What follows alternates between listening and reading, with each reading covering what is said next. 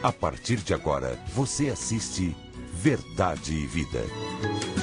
Um programa da Igreja Presbiteriana do Brasil. Eu quero conversar com você nesta manhã sobre a importância de tomar decisões. Há muitas pessoas que têm medo de decidir. São pessoas inseguras, são pessoas que dependem da opinião dos outros para tomar a sua própria decisão. Algumas pessoas chegam até mesmo a ter medo de decidir quando estão convencidas da melhor decisão a tomar. Hoje nós vamos conversar sobre Pôncio Pilatos, um homem que teve medo de decidir, que desperdiçou a mais importante oportunidade da sua vida. Pereceu porque não tomou a decisão certa, na hora certa, na oportunidade certa. Chame a sua família, chame os seus amigos e venha assistir e ouvir esta mensagem da parte de Deus, porque é algo muito importante, muito especial para o seu coração, para a sua família, para os seus amigos. No programa Verdade e Vida de hoje, conheça os desafios do homem presbiteriano na entrevista com Paulo Roberto Daflon, presidente da Confederação Nacional do Trabalho Masculino, e o videoclipe com Dinal interpretando a música Vaso Novo.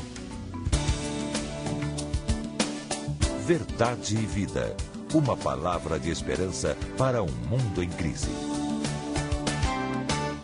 É com alegria que temos a presença do presbítero Paulo Roberto da Silveira Daflon, presidente da Confederação Nacional do Trabalho Masculino da Igreja Presbiteriana do Brasil. E o presbítero Paulo também é presidente do presbitério de Belford Roxo, do Rio de Janeiro. Seja bem-vindo, presbítero Paulo. Muito obrigado. Presbítero Paulo, o que é Confederação Nacional do Trabalho Masculino de Homens Presbiterianos? Confederação Nacional dos Homens Presbiterianos, que nós adotamos a sigla CNHP, ela congrega os homens presbiterianos espalhados pelo Brasil inteiro, observando o mesmo segmento da igreja, nas confederações sinodais ligadas aos sínodos, as federações presbiteriais e as OPHs propriamente dita, que são as sociedades da igreja local. Então a CNHP, ela gerencia, por assim dizer, todo o trabalho masculino a nível do Brasil, com a representatividade partindo das igrejas e culminando com a Confederação Nacional. Vocês têm um tema, assim como as senhoras estiveram aqui, a nossa irmã Anitta esteve aqui da Confederação do Trabalho Feminino, tem um tema, vocês também têm um tema. Qual o tema dos homens presbiterianos? Antes do nosso tema do quadriênio, nós temos o lema, né? O lema nacional, que é Eu vos farei pescadores de homens. Esse lema é um lema que nós adotamos e que é um verdadeiro desafio para o homem presbiteriano. No decorrer desse quadriênio, nós temos estado desenvolvido como homens fortalecidos para servir, né? Servir a Jesus através da Igreja Presbiteriana do Brasil. Dividimos esse tema em 4 fases, né? 4 etapas. Em 2006 é consagração para evangelização, porque nós partimos do princípio que a evangelização é o desafio do homem presbiteriano. 2007, santificação para evangelização. 2008, comunhão para evangelização. E 2009 e 2010, evangelizando e discipulando. Sempre voltado para a evangelização, que é o nosso maior desafio. No ano de 2009, nós estaremos completando os 150 anos da Igreja Presbiteriana do Brasil. E como é que os homens se dispõem a participarem dessas comemorações e o que é que os homens vão fazer nessa direção? Não poderia ser de outra maneira. Os homens nós estamos envolvidos com esse trabalho, diretamente com o trabalho, e estamos colocando à disposição da igreja, da nossa igreja, toda a nossa força de trabalho. Nós estamos a serviço da igreja. O homem presbiteriano, ele é para servir. Servir a igreja, servir a Jesus e servir aqueles que precisam aceitar Ele como Salvador. Agora eu quero, antes de terminar, que você, porque não existe só homens telespectadores presbiterianos que estão nos vendo, então homens de todo o Brasil estão nos vendo e ouvindo nesse momento. Que você desse uma mensagem, certo, para os amigos telespectadores que nos ouvem nesse momento. Eu gostaria de dividir a mensagem em 2 partes, se for possível. Primeiro, aos homens presbiterianos, né? Dizer aos homens presbiterianos que o lugar de homem presbiteriano é na UPH, né? É ali que é o seu local de trabalho para poder servir bem a igreja. Aqueles irmãos que nos assistem, aquelas pessoas que nos assistem, que ainda não aceitaram Jesus como Salvador, eu peço que os façam imediatamente, de preferência na nossa igreja, a Igreja Presbiteriana do Brasil, e se filie ao trabalho masculino, porque esse trabalho é uma bênção para toda a igreja. Você é do Rio de Janeiro, da Igreja Presbiteriana de Vilar Novo, no Rio de Janeiro. E muitos presbiterianos trabalham ali na Polícia do Rio de Janeiro e o problema da violência está todo dia ali se evidenciando, talvez assim, não seja talvez o pior local lá, mas tem se evidenciado muito tempo lá no Rio de Janeiro. Como é que você, enquanto presidente da CNHP, tem visto essa questão da violência no Rio de Janeiro e no Brasil? A violência no Rio e no Brasil é matéria de fato para todos nós. Nós, os homens presbiterianos, temos dado a nossa parcela de contribuição. Como nós estamos trabalhando em favor disso? Primeiro, orando pela Polícia do Rio de Janeiro. Em segundo lugar, pregando o Evangelho, porque através da pregação do Evangelho, nós vamos resgatar as pessoas do tráfico, das drogas, do vício e agregá-las à família de Deus. Nós entendemos que somente Jesus Cristo pode resolver esse problema do Rio de Janeiro e do Brasil inteiro, de um modo geral. Paulo, muito obrigado pela sua presença aqui no Verdade e Vida, que Deus abençoe os homens presbiterianos de todo o Brasil. E nós vamos ouvir essa música e voltar com a mensagem da Palavra de Deus com o reverendo Hernandes Dias Lopes. Verdade e Vida, a Palavra de Cristo para uma vida melhor.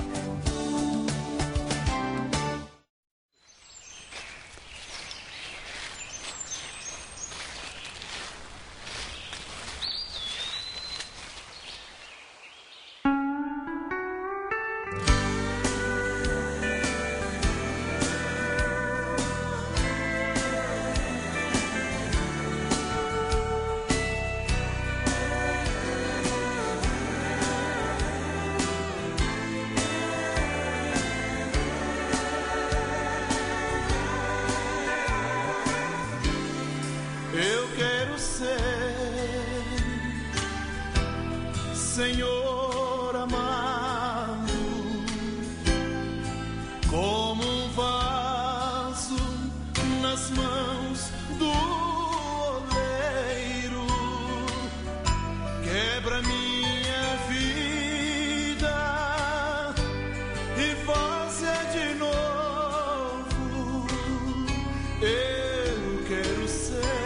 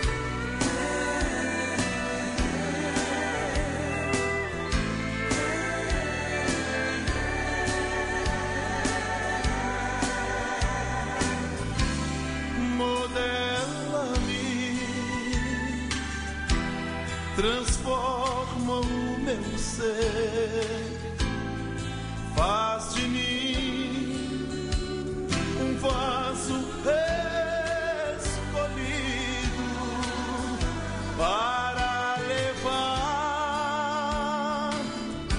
o amor aos perdidos.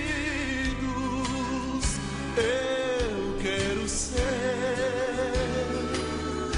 eu quero ser.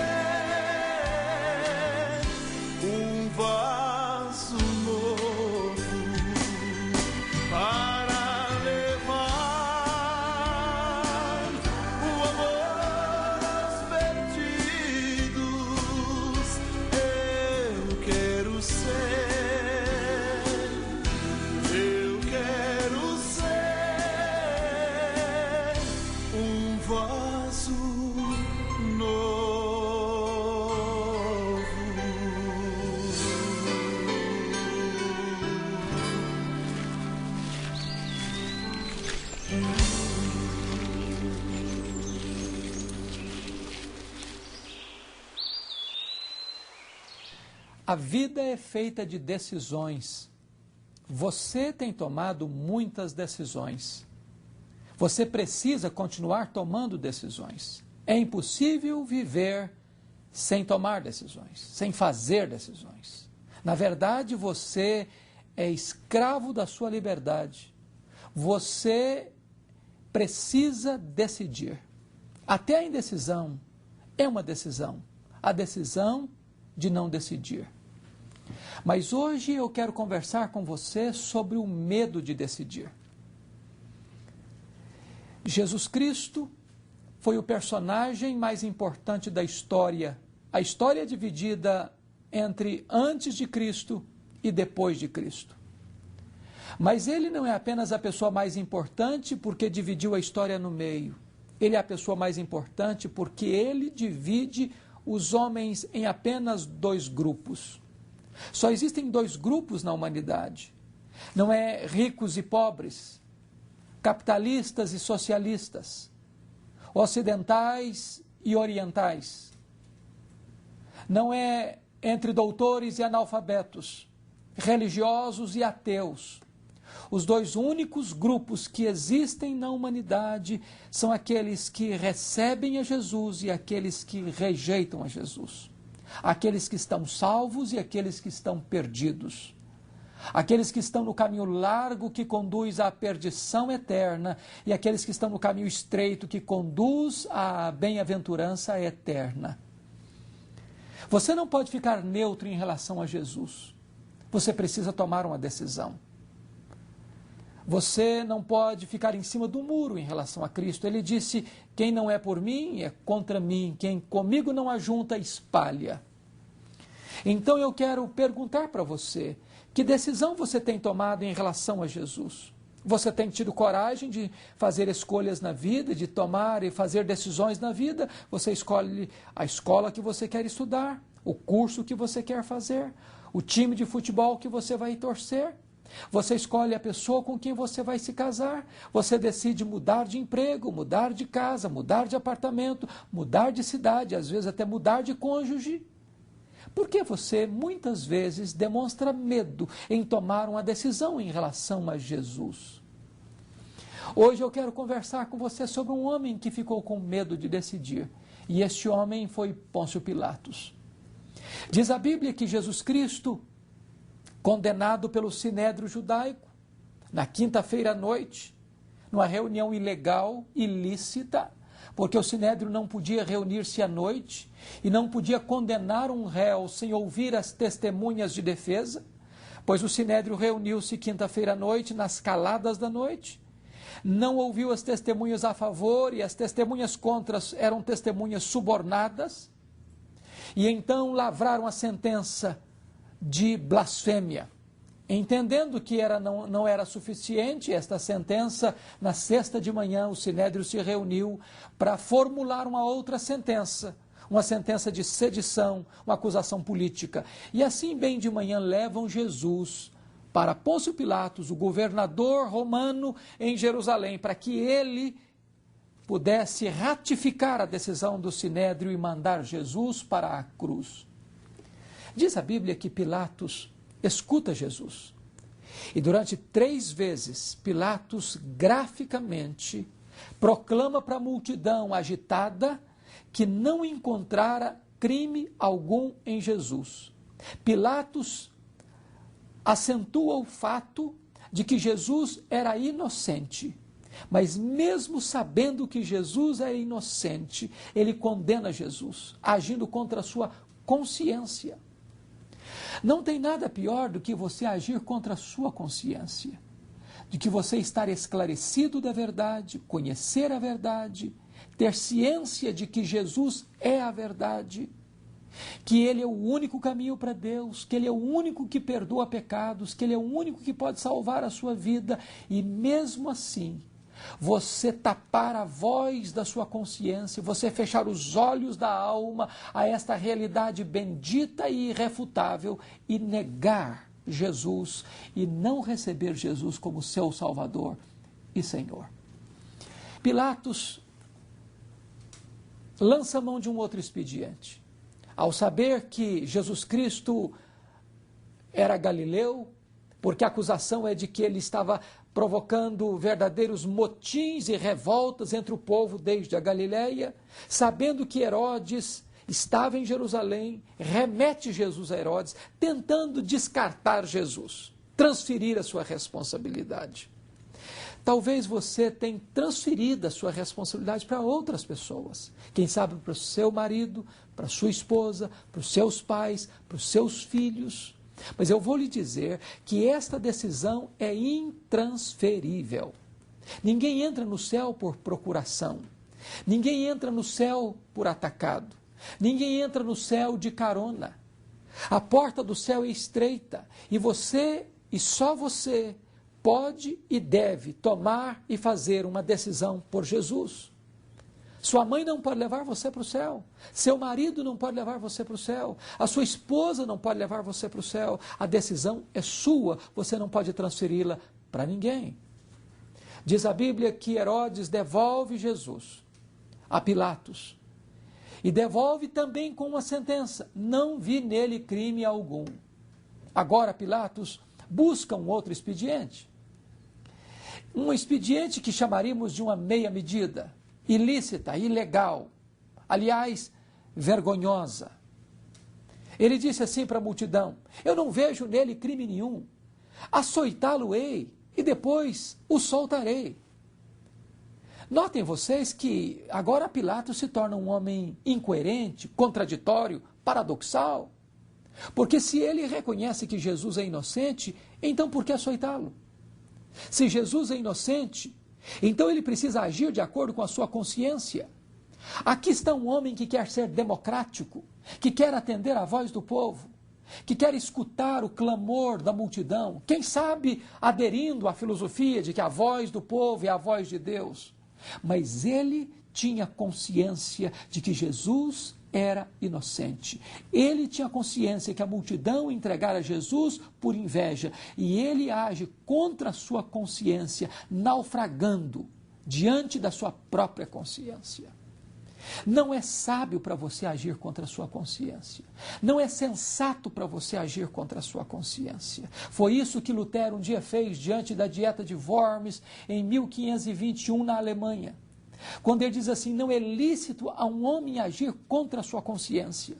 Quando aquele grande momento, naquele grande concílio onde estavam ali os reis, os príncipes e as autoridades civis e religiosas, querendo que ele se retratasse da sua posição.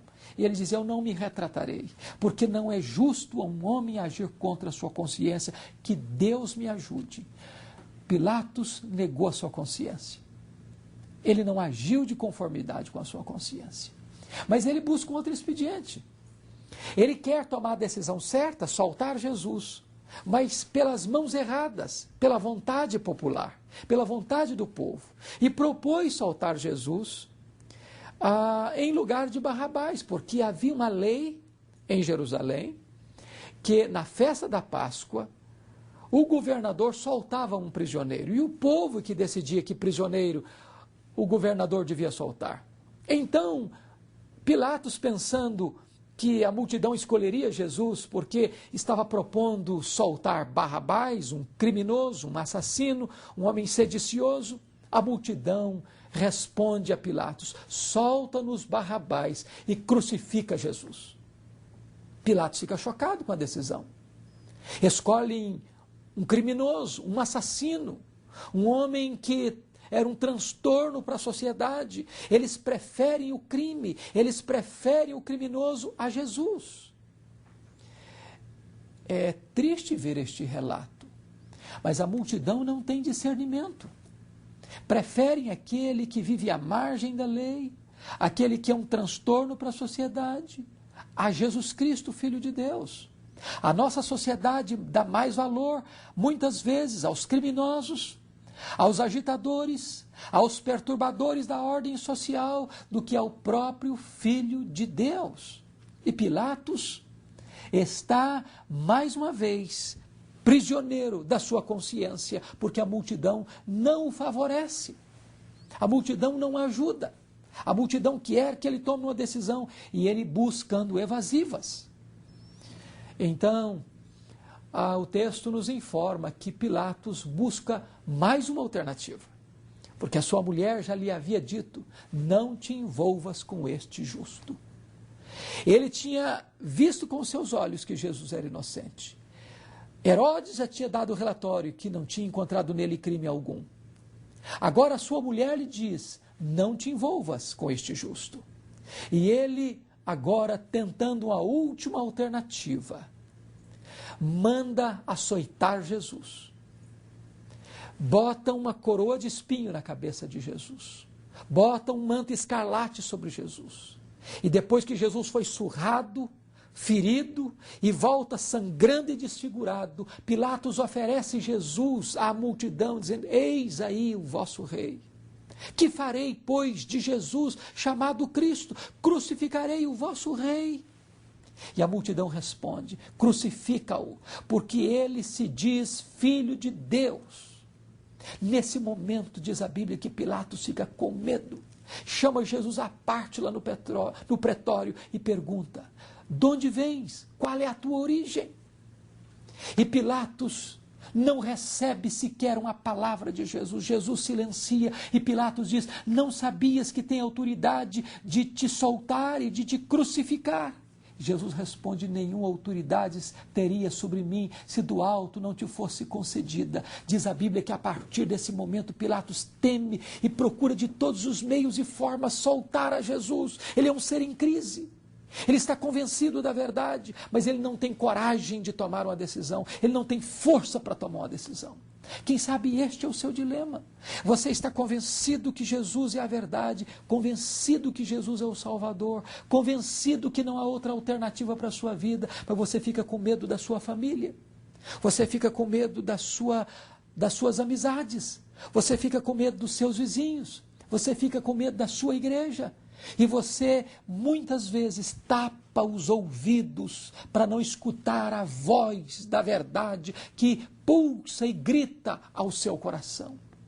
Então, diz a Bíblia que Pilatos, covardemente, manda trazer uma bacia d'água e lava as suas mãos e disse: fique esse caso convosco, eu estou livre do sangue deste inocente, e entregou Jesus para ser crucificado. Nem todas as águas dos oceanos poderiam lavar as mãos contaminadas, manchadas de Pôncio Pilatos. Foi um homem que teve medo de decidir. Ele entregou Jesus, porque a multidão disse assim para ele: se soltas esse Jesus, não és amigo de César, porque todo aquele que se constitui rei se faz inimigo de César. E nesse momento, por covardia e por conveniência, Pilatos afunda e naufraga a sua consciência e entrega Jesus para ser crucificado. Como é triste uma pessoa agir contra a sua própria consciência. Como é triste a pessoa ter medo de tomar a mais importante decisão da sua vida. Eu quero dizer para você que Pilatos morreu abandonado porque foi deposto pelo imperador de Roma. E este homem, diz a história, que viveu sempre atormentado, tentando lavar as suas mãos, porque a sua consciência não o deixava em paz. Você está diante de uma verdade bendita. Jesus é o Filho de Deus, Ele é o Salvador. Ele é o único que pode aliviar a sua consciência da culpa, Ele é o único que pode perdoar os seus pecados, Ele é o único que pode levar você ao céu, Ele é o único que pode dar sentido à sua vida, Ele é o único que pode salvar a sua alma, Ele é o único que pode reconciliar você com Deus. Agora mesmo eu convido você a deixar de lado as vozes das multidões, a deixar de lado os temores, ou às vezes até a conveniência, para você agora fazer uma decisão clara e segura e urgente em favor de Cristo Jesus. Eu quero orar por você. E onde você está, eu convido você a fazer a mais importante decisão da sua vida, a você curvar a sua fronte, a você fechar os seus olhos e a você entregar o seu coração para Jesus. Haverá paz na sua alma, haverá alegria no seu coração, Haverá uma festa no céu. O seu nome estará escrito no livro da vida. O Espírito Santo entrará em você e selará você para o dia da redenção. Então, agora mesmo, fale assim com Jesus. Ó Jesus, eu reconheço que eu sou pecador. Eu reconheço que eu não posso salvar-me a mim mesmo. E eu não quero mais adiar esta decisão. Eu não quero mais ficar com medo do que as pessoas vão falar. Eu quero agora me render aos teus pés e entregar a minha vida a Jesus. Jesus, entra no meu coração, faz morada na minha vida. Eu me rendo aos teus pés e eu te peço agora, muda a minha vida, perdoa os meus pecados, liberta-me, transforma-me, salva-me, porque a partir de hoje eu quero andar na tua presença, por louvor da tua glória, em nome de Jesus. Amém. Deus te abençoe e que você tenha feito a mais importante decisão da sua vida neste momento. Verdade e Vida, mostrando o caminho do perdão e da vida eterna. Eu sou o caminho, e a verdade e a vida. Ninguém vem ao Pai senão por mim. Graças a Deus, porque você acabou de orar com o reverendo Hernandes. Ao ouvir a mensagem Medo de Decidir, a minha oração, o meu desejo sincero é que você tenha passado para o grupo daqueles que são salvos.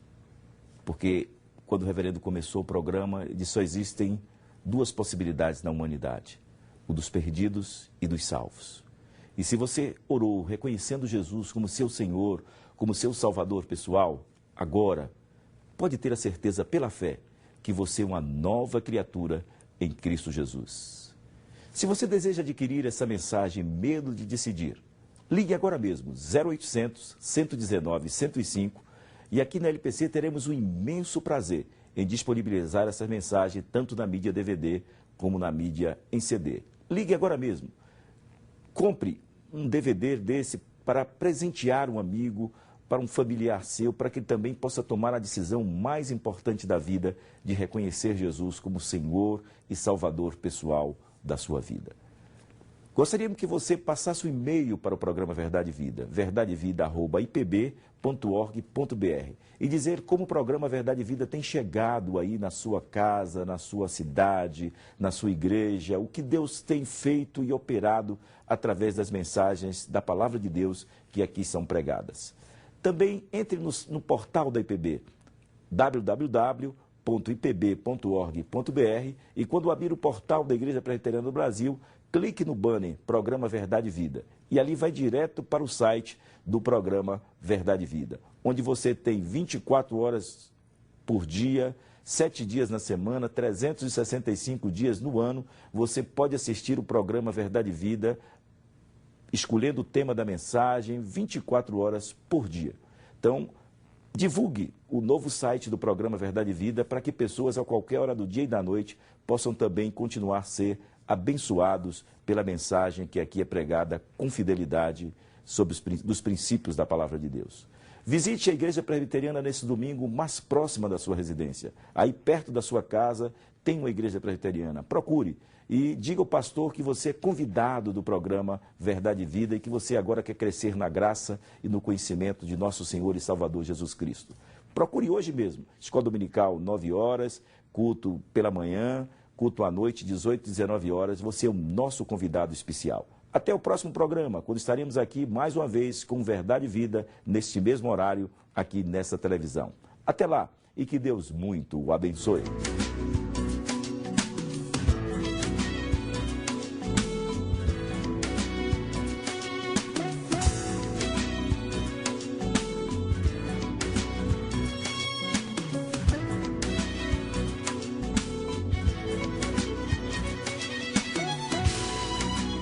Verdade e Vida.